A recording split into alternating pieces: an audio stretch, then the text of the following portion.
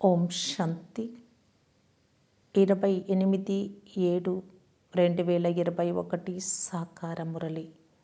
మధురమైన పిల్లలారా, ఇది పురుషోత్తములుగా అయ్యే సంగం యుగం. ఇందులో ఏ పాపకర్మ చేయరాదు. ప్రశ్న: సంగమ యుగంలో పిల్లలైన మీరు అన్నిటికంటే ఏ గొప్ప పుణ్యం చేస్తారు? ఆన్సర్: స్వయాన్ని తండ్రికి అర్పించడం, అనగా సంపూర్ణంగా స్వాహ అయిపోవడం. ఇది అన్నిటికంటే గొప్ప పుణ్యం. ఇప్పుడు మీరు మమకారాన్ని నశింపచేసుకుంటారు. పిల్లలు ఇల్లు వాకిళ్ళు అన్నింటినీ మర్చిపోతారు. ఇదే మీ వ్రతం. మీరు మరణించారు, మీకు ప్రపంచం మరణించింది. ఇప్పుడు మీరు వికారీ సంబంధాల నుండి ముక్తులుగా అవుతారు. పాట: దీపపు పురుగులు ఎందుకు కాలిపోవు? ఓం శాంతి. ఇవన్నీ భక్తి మార్గంలో తండ్రిని మహిమ చేస్తాయి. ఇది దీపం కొరకు దీపపు పురుగుల మహిమ. ఎప్పుడైతే తండ్రి వచ్చారో మరి జీవించి ఉండగానే వారికి చెందిన వారిగా ఎందుకు అవ్వరాదు?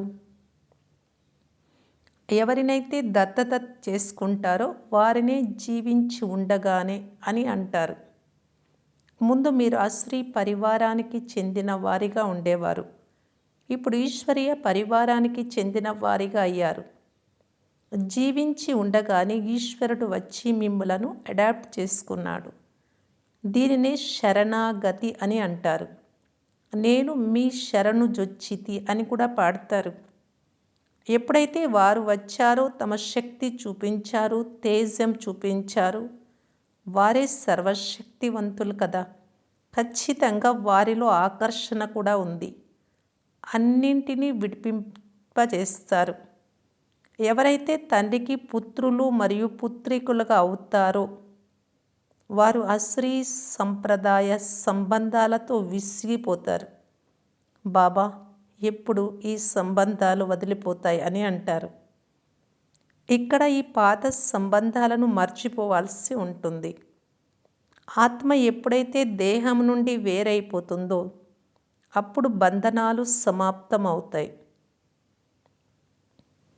అందరూ మరణించాల్సి ఉంది అని ఇప్పుడు మీకు తెలుసు. ఈ బంధనాలు ఏవైతే ఉన్నాయో అవన్నీ వికారాలతో ఏర్పడినవి. ఇప్పుడు పిల్లలైన మీరు నిర్వికారి సంబంధాలు కోరుకుంటారు.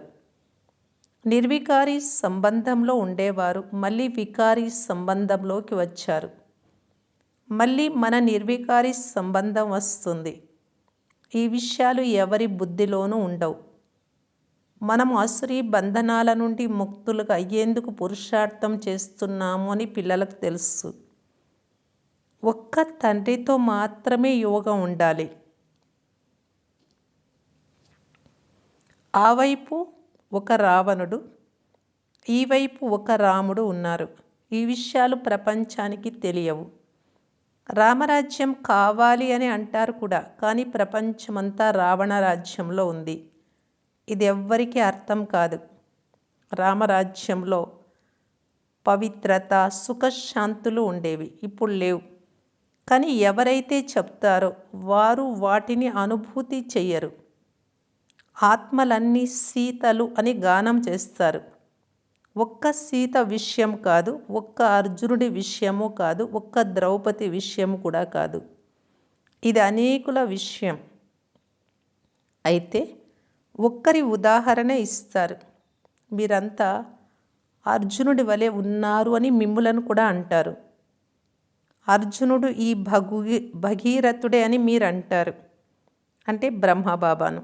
తండ్రి చెప్తారు, నేను సాధారణ వృద్ధ తనువును ఆధారంగా తీసుకుంటాను. తర్వాత వారు చిత్రాలలో గుర్రాల రథం చూపించారు.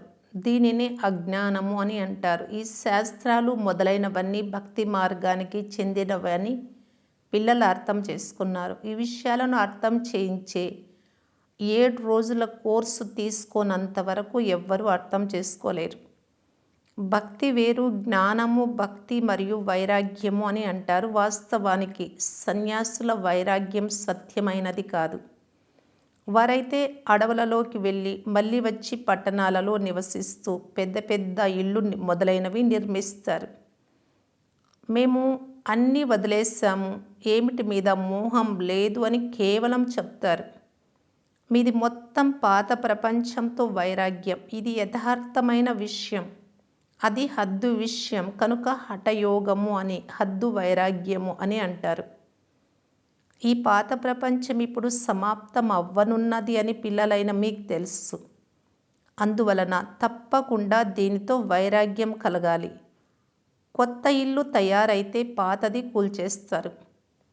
ఇప్పుడు అలాగే ఈ ప్రపంచంలో వినాశనం జరగడానికి ఏర్పాట్లు జరుగుతున్నాయని మీకు తెలుసు.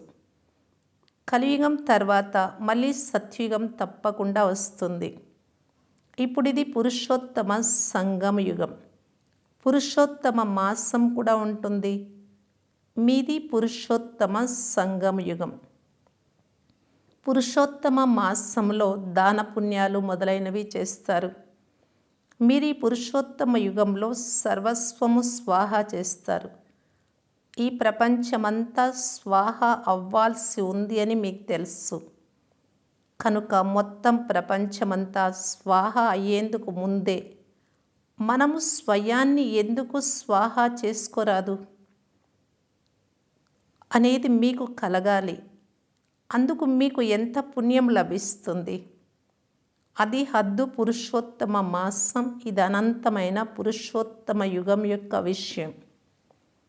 పురుషోత్తమ మాసంలో చాలా కథలు వింటారు, వ్రత నియమాలు ఆచరిస్తారు. మీదైతే గొప్ప భారీ వ్రతం. భలే పిల్లలైన మీకు ఇల్లు వాకిలి మొదలైన ఉన్నాయి, కానీ మనస్సులో మమకారం తొలగిపోయింది. మీరు మరణించారు, మీకు ప్రపంచం మరణించింది. ఇవన్నీ సమాప్తమైపోతాయి అని మీకు తెలుసు. మీరు పురుషోత్తములుగా అయ్యేందుకు తండ్రికి చెందిన వారిగా అయ్యారు. సర్వ పురుషులలో అనగా మనుషులలో ఉత్తమ పురుషులైన ఈ లక్ష్మీనారాయణులు ఎదురుగానే నిలబడి ఉన్నారు. వీరికంటే ఉత్తమ మనుష్యులు ఎవ్వరూ ఉండరు. లక్ష్మీనారాయణులు విశ్వానికి అధిపతులుగా ఉండేవారు. మీరు అలా పురుషోత్తములుగా అయ్యేందుకు వచ్చారు. మనుష్య మాతృలందరూ సద్గతి పొందుతారు. మనుష్యుల ఆత్మ పురుషోత్తమంగా అవుతుంది. అయితే అది ఉండే స్థానం కూడా ఉత్తమంగా ఉండాలి. ప్రెసిడెంట్ అందరికంటే ఉన్నతమైన పదవిలో ఉన్నాడు కనుక అతనికి ఉండేందుకు రాష్ట్రపతి భవనం లభించింది. ఎంత పెద్ద మహలు, ఉద్యానవనాలు మొదలైన ఉన్నాయి. ఇది ఇక్కడి విషయం.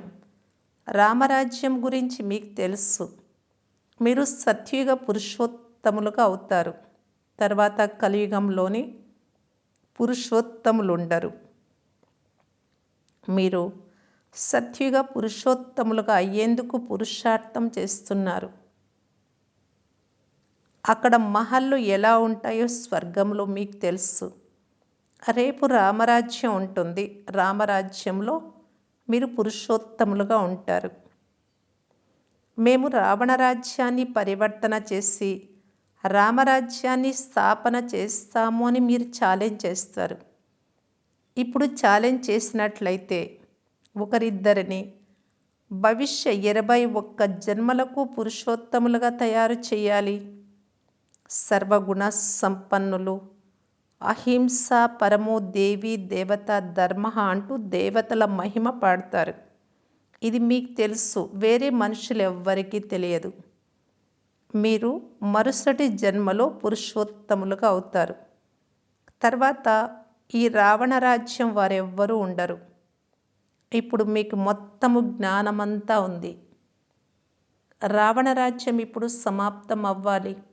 ఈ రోజుల్లో సమయానికి ఎటువంటి భరోసా లేదు. అకాల మృత్యువు సంభవిస్తుంది. అనగా ఎవరితో అయినా శత్రుత్వం ఏర్పడితే వారిని లేపేస్తారు. మిమ్ములను ఎవ్వరూ చంపలేరు. మీరు అవినాశి పురుషోత్తములు. వీరికి మీ దైవీ రాజ్యం గురించి తెలియనే తెలియదు. మేము శ్రీమతం అనుసారం మా దైవీ రాజ్యం స్థాపన చేస్తున్నామని మీకు తెలుసు.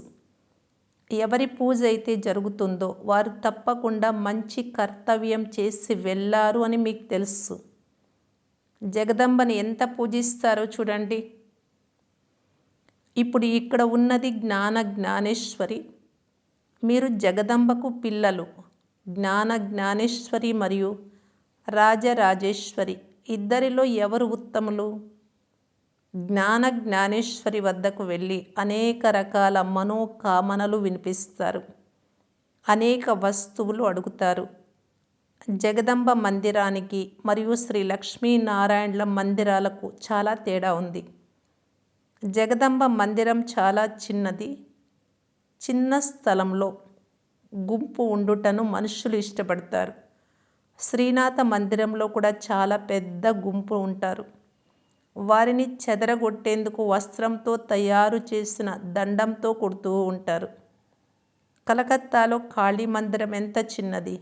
లోపల చాలా నూనె, నీళ్లు ఉంటాయి. చాలా జాగ్రత్తగా లోపలికి వెళ్ళాల్సి ఉంటుంది. చాలా పెద్ద జన సందోహం ఉంటుంది. మరి లక్ష్మీనారాయణల మందిరాలు చాలా పెద్దవిగా ఉంటాయి. జగదంబ మందిరం చిన్నదిగా ఎందుకు ఉంటుంది? జగదంబ ఇక్కడ ఉండే ఆత్మనే కదా, పేదరాలు. కనుక మందిరం కూడా పేదదిగానే ఉంటుంది. లక్ష్మీనారాయణలు ధనవంతులు కనుక మందిరంలో ఎప్పుడు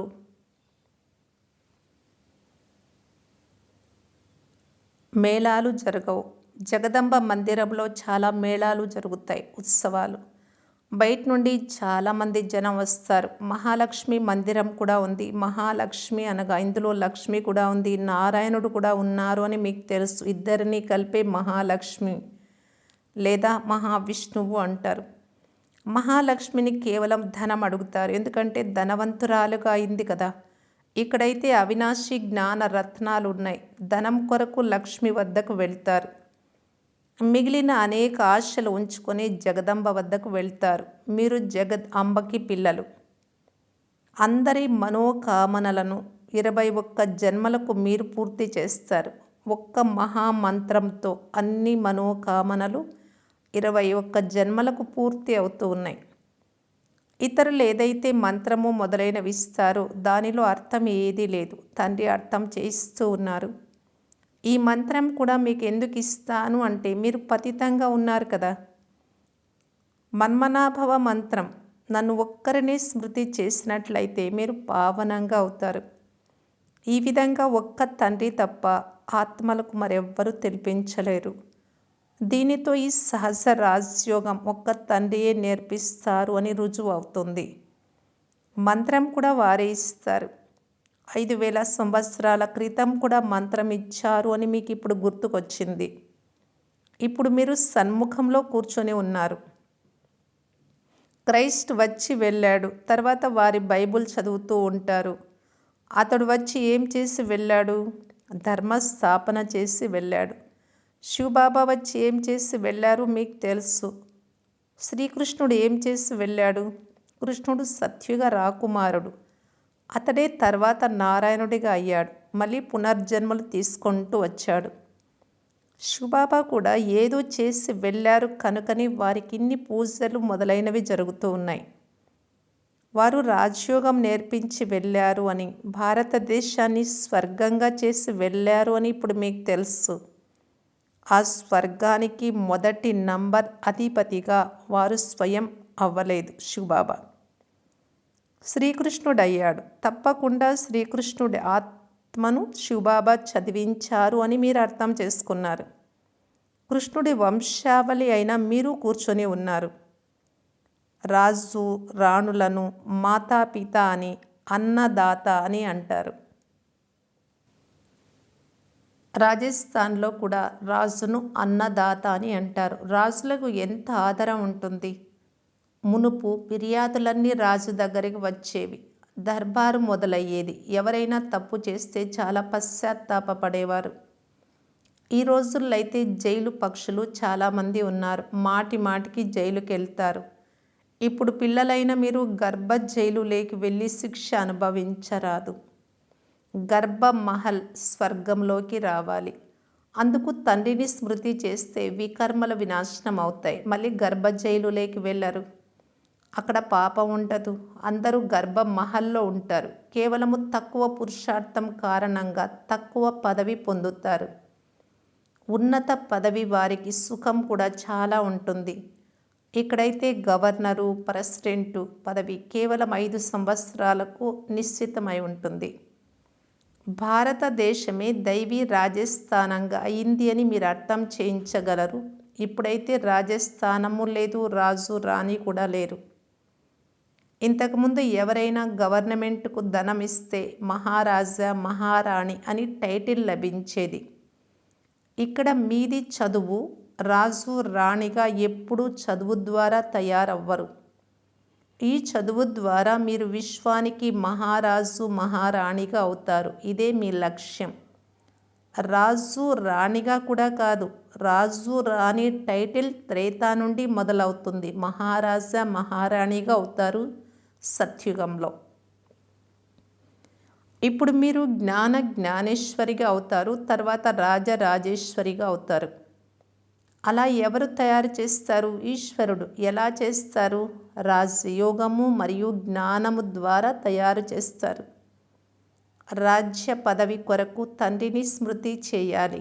తండ్రి మిమ్ములను స్వర్గానికి యజమానులుగా చేస్తారు. ఇది చాలా సహజం కదా.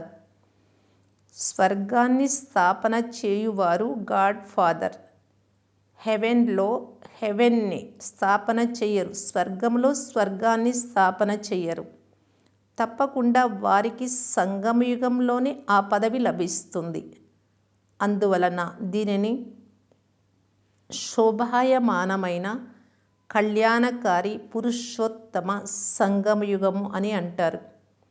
తండ్రి పిల్లలకు కళ్యాణం చేస్తారు, అంటే మంచి చేస్తారు. స్వర్గానికి యజమానులుగా చేస్తారు. పరంపిత పరమాత్మ కొత్త ప్రపంచాన్ని రచిస్తారు అని అంటారు కూడా. కానీ అందులో ఎవరు రాజ్యపాలన చేస్తారో ఎవ్వరికీ తెలియదు. రామరాజ్యము అని దేనిని అంటారో మీకు తెలుసు. వారైతే రామరాజ్యానికి లక్షల సంవత్సరాలు ఉంది అని చెప్తారు. కలియుగానికి ఇంకా 40,000 సంవత్సరాలు ఇచ్చేశారు. తండ్రి అంటున్నారు, నేను సంగమయుగంలో వచ్చి బ్రహ్మ ద్వారా విష్ణుపురిని స్థాపన చేస్తాను. సత్యనారాయణ కథ కూడా ఇదే. సత్యుగంలో మీరు లక్ష్మీనారాయణలుగా సర్వగుణ సంపన్నంగా అవుతారు. తర్వాత కళలు తగ్గిపోతూ ఉంటాయి. ఎప్పుడైతే స్థాపన జరుగుతుందో అప్పుడు కొత్త వృక్షం అని అంటారు. కొత్త ఇల్లు తయారైనప్పుడు కొత్తది అని అంటారు. మీరు కూడా సత్యుగంలోకి వచ్చినప్పుడు కొత్త రాజధాని ఉంటుంది. మళ్ళీ కళలు తగ్గిపోతాయి. స్థాపన ఇక్కడే జరుగుతుంది. ఈ అద్భుతమైన విషయాలు ఎవ్వరి బుద్ధిలోనూ లేవు. అయితే ఈ యుగం పురుషోత్తములుగా అయ్యే యుగము అని తండ్రి ఆత్మలందరికీ అర్థం చేయించారు. జీవన్ముక్తిని పురుషోత్తమ అని అంటారు. జీవన్ బంధనాన్ని పురుషోత్తమ అని అనరు. ఈ సమయంలో అందరూ జీవన బంధనంలో ఉన్నారు. తండ్రి వచ్చి అందరినీ జీవన్ముక్తులుగా చేస్తారు. మీరు అర్ధకల్పం జీవన్ముక్తులుగా ఉంటారు. తర్వాత జీవన బంధనంలోకి వస్తారు. ఇది మీరు అర్థం చేసుకున్నారు. మీ వ్రత నియమం ఏది? బాబా వచ్చి వ్రతం పెట్టించారు. ఆహార పానీయాల విషయం కాదు. అన్నీ చేయండి. కేవలం తండ్రిని స్మృతి చేయండి మరియు పవిత్రంగా అవ్వండి. పురుషోత్తమ మాసంలో చాలా వరకు పవిత్రంగా కూడా ఉంటారు. వాస్తవానికి ఈ పురుషోత్తమ యుగానికి గౌరవం ఉంది. కనుక మీకు ఎంత సంతోషం, ఎంత నశ ఉండాలి. ఇప్పుడు మీ ద్వారా ఎటువంటి పాప కర్మ జరగరాదు. ఎందుకంటే మీరు పురుషోత్తములుగా అవుతున్నారు. అచ్చా, మధురాతి మధురమైన అపురూపమైన పిల్లలకు మాతాపిత బాప్ దాదాల ప్రియ స్మృతులు మరియు గుడ్ మార్నింగ్. ఆత్మిక పిల్లలకు ఆత్మిక తండ్రి నమస్తే. ధారణ కొరకు ముఖ్య సారము. ఫస్ట్ పాయింట్, ఈ పురుషోత్తమ యుగంలో జీవన్ముక్తులుగా అయ్యేందుకు పుణ్యకర్మలు చేయాలి. తప్పకుండా పవిత్రంగా ఉండాలి. ఇల్లు వాకిలి మొదలైనవి అన్నీ ఉన్నా మనస్సు నుండి మమకారాన్ని తొలగించాలి. సెకండ్ పాయింట్, శ్రీమతం అనుసారంగా తమ తనువు మనస్సు ధనంతో దైవీ రాజ్య స్థాపన చేయాలి. పురుషోత్తములను తయారు చేసే సేవ చేయాలి. వరదానం, ఆల్మైటీ తండ్రి యొక్క అథారిటీతో ప్రతి కార్యాన్ని సహజం చేసే అచంచల నిశ్చయ బుద్ధి భవ. మేమందరికంటే శ్రేష్టమైన ఆల్మైటీ తండ్రి యొక్క అథారిటీతో అన్ని కార్యాలు చేసే వారము. ఇది ఎంత అచంచల నిశ్చయము అంటే ఎవ్వరూ దీనిని తొలగించలేరు. ఈ నిశ్చయము ద్వారా ఎంత పెద్ద కార్యం చేస్తున్నా అతి సహజంగా ఉంది అని అనుభవం చేసుకుంటారు మీరు. ఈ రోజుల్లో సైన్స్ వారు ఎలాంటి మిషనరీని తయారు చేశారు అంటే ఏ ప్రశ్నకైనా సహజంగా సమాధానం లభిస్తుంది. బుద్ధిని నడిపించడం నుండి విడుదలైపోయారు. అలాగే ఆల్మైటీ అథారిటీని ఎదురుగా ఉంచుకున్నట్లయితే అన్ని ప్రశ్నలకు సమాధానం సహజంగా లభిస్తుంది మరియు సహజ మార్గంగా అనుభూతి అవుతుంది. స్లోగన్, ఏకాగ్రత శక్తి పరవశ స్థితిని కూడా పరివర్తన చేస్తుంది. పరవశము అంటే దేహానికి కావచ్చు, దేహ సంబంధాలకు కావచ్చు, వికారాలకు కావచ్చు, దేనికైనా వశం కావడాన్ని, దేహ అభిమానంతో కూడిన దానిని పరవశము అంటారు. ఆత్మ పరాయి దానికి వశం కావడం.